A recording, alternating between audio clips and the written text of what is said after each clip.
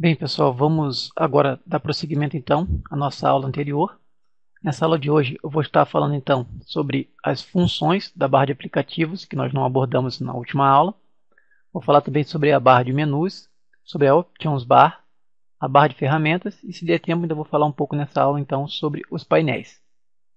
Na última aula nós falamos então sobre o Zoom Level e ficou faltando então nós falarmos dessas opções que ficam localizadas à sua direita.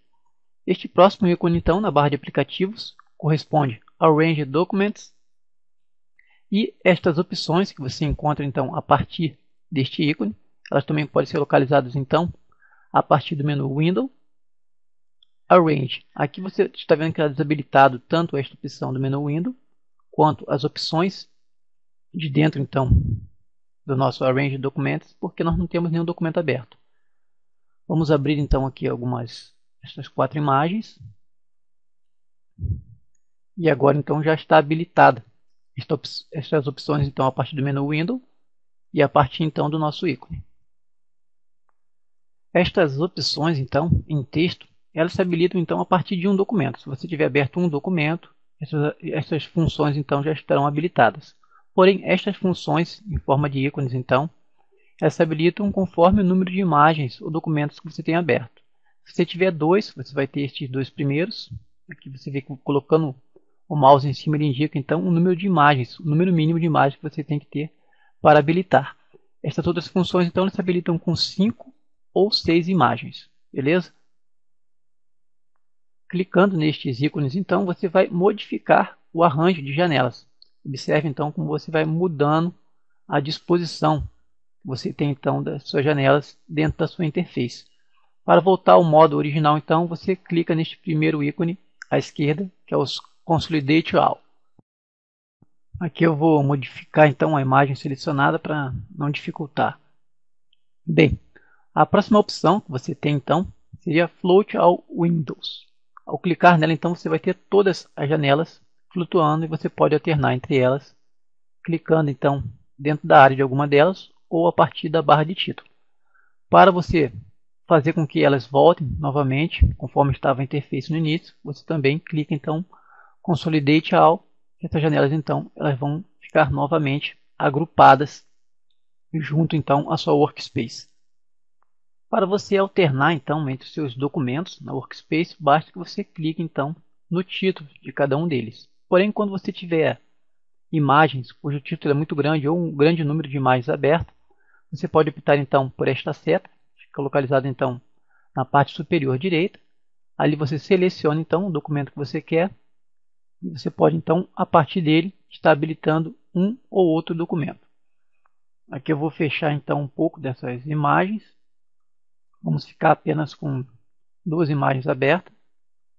E agora nós vamos falar então da próxima opção aqui, que seria então New Window. Eu vou pegar o pincel, vou fazer uma marca em cima do nosso documento. Vou até lá então e vou escolher New Window. Nós criamos então uma cópia perfeita deste documento. Observe que agora, se eu pegar uma outra cor aqui e marcar este documento, a cópia também vai ser marcada. Ou seja, qualquer edição que você fizer em um, essa edição então vai passar para o outro documento. Tranquilo, né? As duas próximas opções que nós temos então, Atual Pixels e Fit on Screen, se referem então ao zoom. Aqui eu vou selecionar a nossa ferramenta de zoom, a lupa, e observe que a nossa Options Bar então nós temos estas 4 opções, onde uma delas é Atual Pixels e a outra então Full Screen. É exatamente estas funções que nós teremos acesso a partir então deste menu. Se você escolher Atual Pixels, ele vai mostrar a imagem no seu tamanho real. E se você escolher então por Fit on Screen, ele vai encaixar a imagem então à nossa área de trabalho. As últimas opções então desse conjunto Arrange, elas se referem a ajustes então que afetam todos os documentos, com base então no documento ativo. Para que ficar claro aqui, então eu vou reduzir o zoom deste documento ativo, deixar bem distante. E observe que aqui o outro está na sua visualização então em Fit Screen. Agora, estando com este documento então que está com 33,33% de zoom selecionado, eu vou então até nosso seletor e escolho Match Zoom. Ele vai aplicar então este zoom a todos os outros documentos. Quando você passar para o outro então, e ele também vai estar com esta mesma porcentagem, 33,33%. Aí é tranquilo, né? Agora vou colocar um zoom demasiado neste aqui, para termos então acesso a esta barra de rolagem. Vou levar essa posição da barra de rolagem toda para a esquerda. Este aqui eu vou deixar então em Fit Screen. E você vê que ele nem tem barra de rolagem porque ele está centralizado. Então vamos passar aqui ao seletor e escolher então Match Location.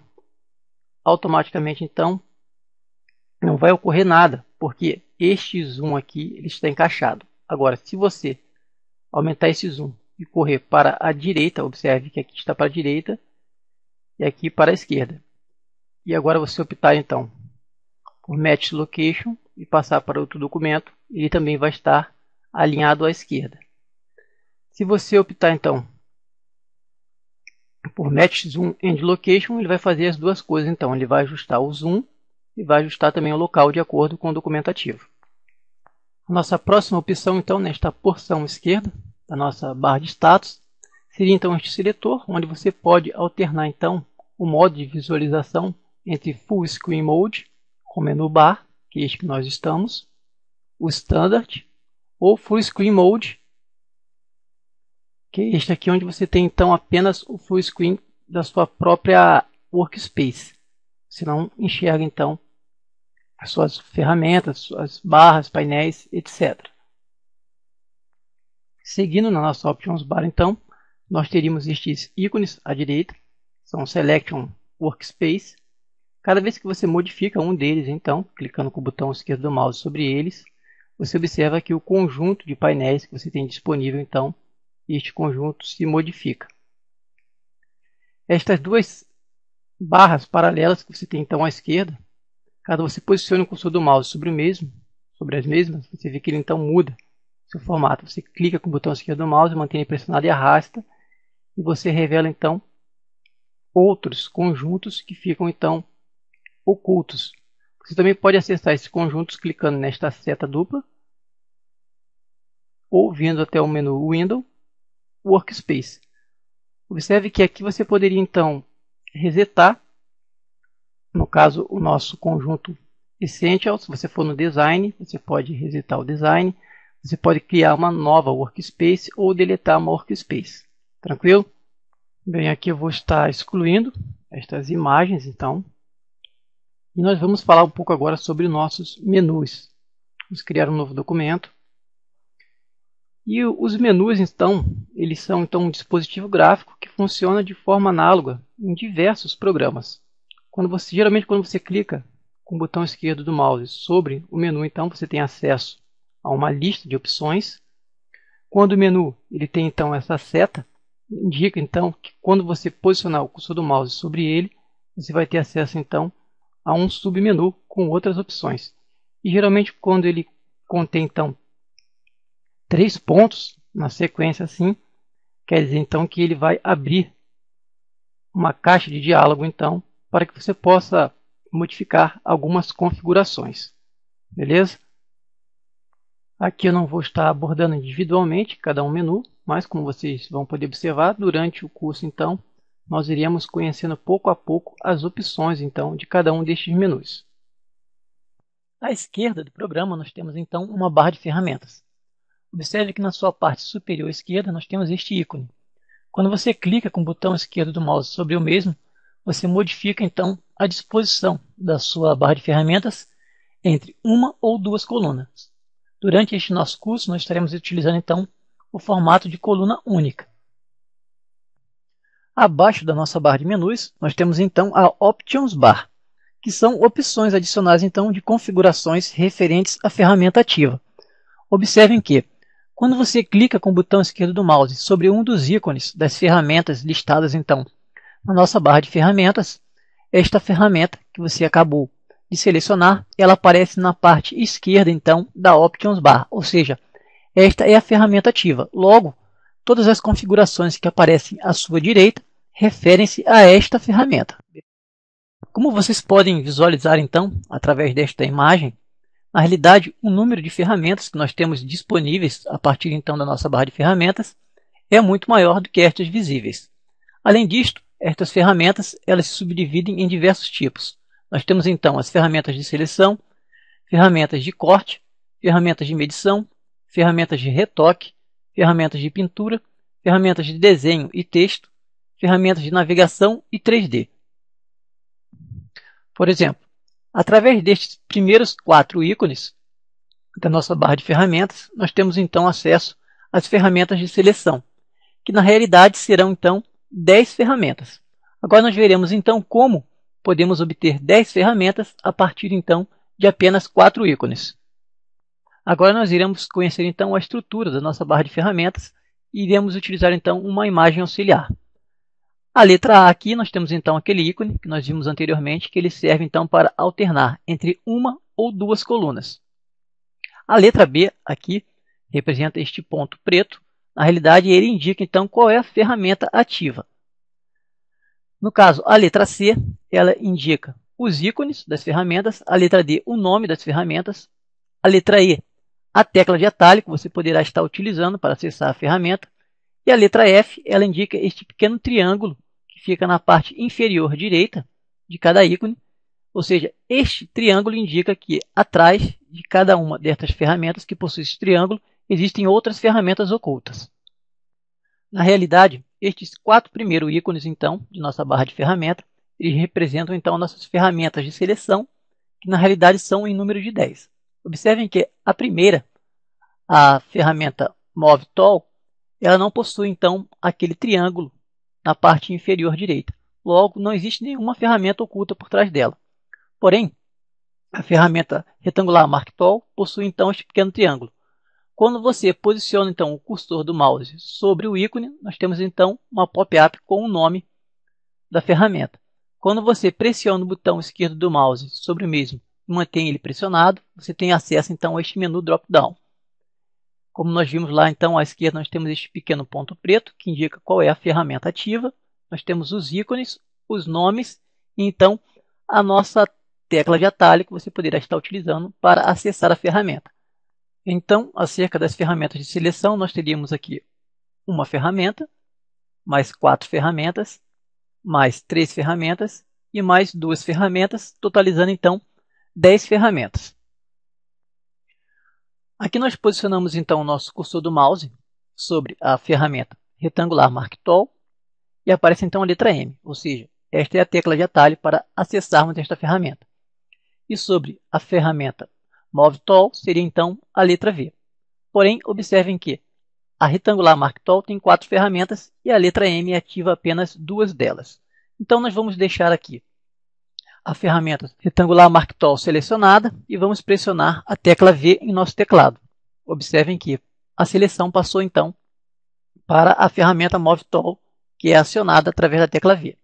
Se nós pressionarmos a M, nós retornamos então para a retangular Mark Tool. Por outro lado, caso você queira alternar, então, entre estas duas ferramentas de seleção que são acionadas pela letra M, você pressiona então a tecla Shift no teclado, mantém a mesma pressionada e pressiona então a tecla M. Conforme você pressiona então a tecla M, você alterna entre as duas. Estas observações que nós vimos então acerca das teclas de atalho funcionam não apenas para as ferramentas de seleção, como para todas as ferramentas de nossa barra de ferramentas. O uso de teclas de atalho é então extremamente útil para que você tenha um fluxo de trabalho mais rápido.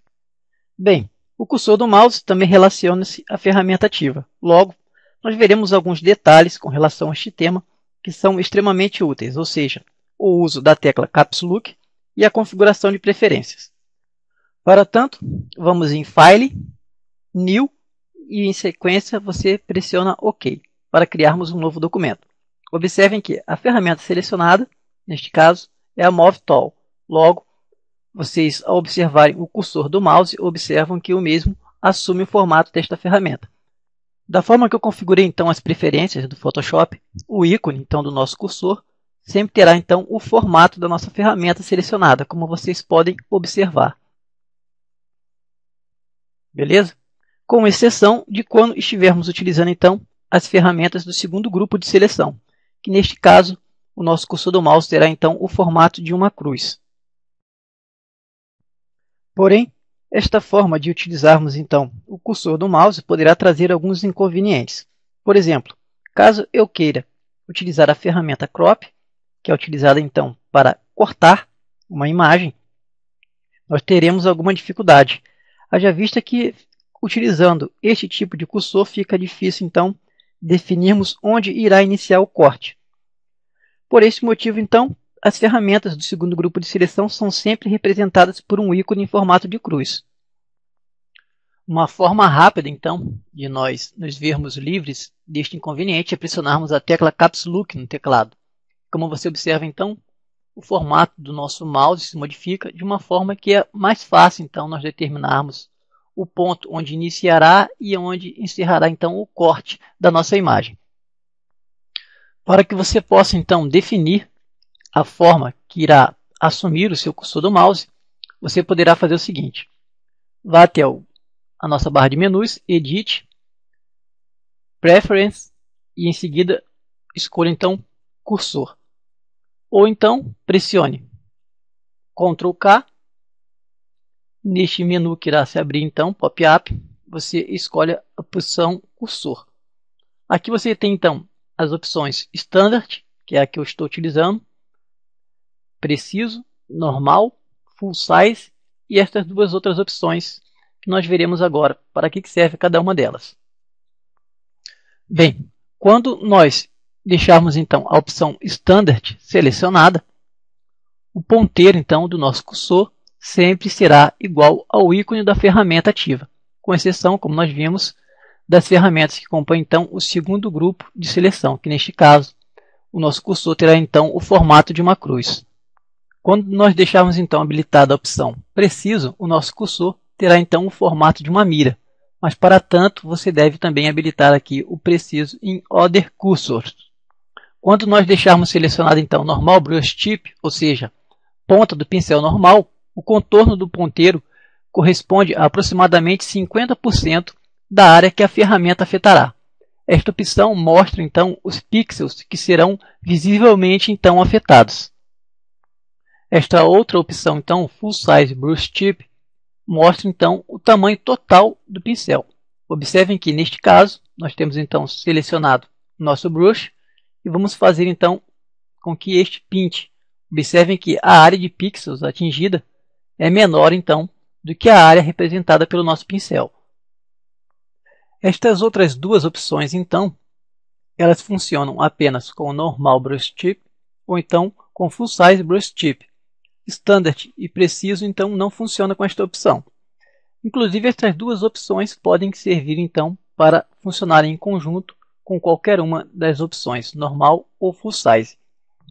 Bem, vejamos então. Como aqui nós habilitamos a opção normal, a área afetada então em pixels, ela vai corresponder à própria área então do nosso cursor.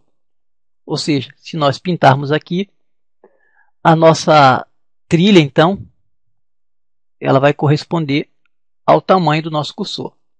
Porém, observe que no meio do mesmo nós temos então uma mira. O que habilita essa mira então é esta primeira opção.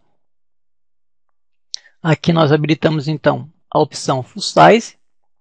Logo então, nós sabemos que a área de pixels afetada não vai corresponder então ao tamanho do nosso pincel, porque aqui vai aparecer o tamanho total do nosso pincel no nosso cursor. No meio nós temos então a mira, que é habilitada por esta primeira opção então. Beleza? Esta segunda opção, o que ela faz?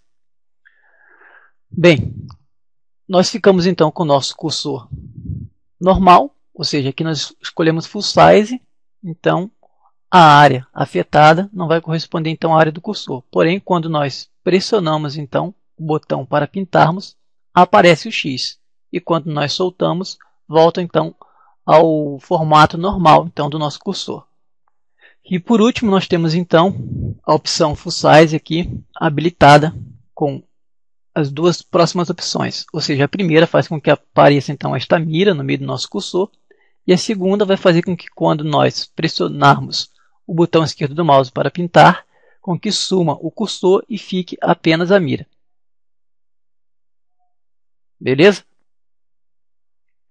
Bem, nós vimos então que este ícone de setas duplas que fica à esquerda da nossa barra de ferramentas, ele serve então para alternarmos entre uma ou duas colunas.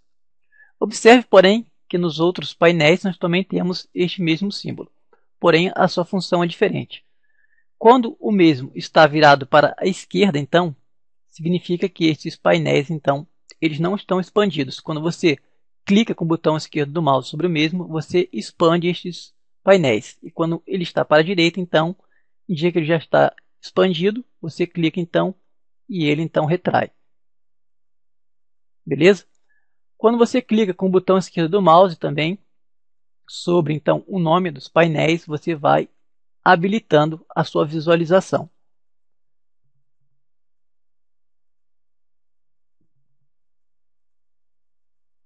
Isso é simples, beleza? Por hoje era isso que nós tínhamos então. Na nossa próxima aula nós vamos prosseguir então falando sobre os painéis e sobre a interface do programa. Grande abraço e até a próxima.